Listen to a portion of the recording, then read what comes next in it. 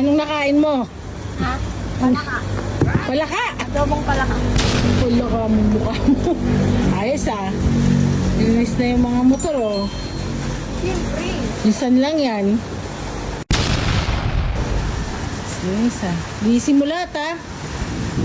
Paano tayo makakalabas yan? Maulan.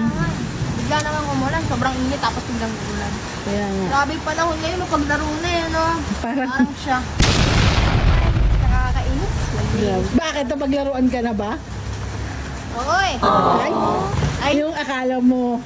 Yan naman, Joe. Yan na naman, Joe. Pag sinod, bilhin ka nga na yung tao. Tapos, dito, eh.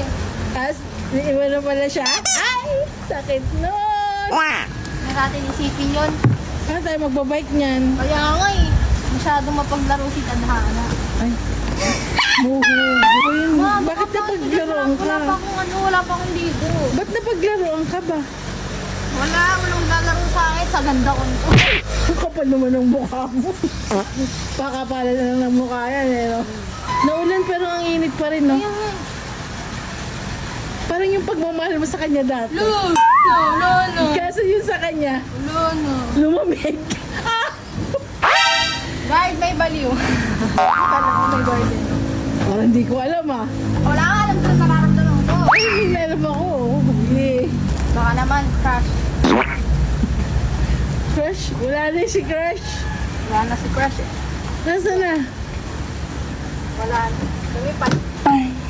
Ginawa ng manananggal. Malalanggal? Grabe malalanggal yun. Kaya nga, itinakay sa akin. Wawa ka naman. Eh, nasaan na yung crush mo? Wala na nga, tinakay na nga ng manananggal. Ay, malalanggal. Tagal na panahon na. Ay. Eh, ano, ngayon, ano ka na lang? Ganyan ka na lang. Okay na ako, kontento na ako sa buhay ko. Gusto ko na lang ng tahimik na buhay. Ay,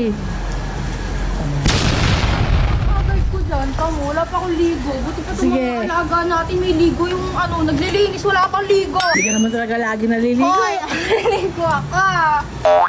Mama, masyado mo ako in-expose ah.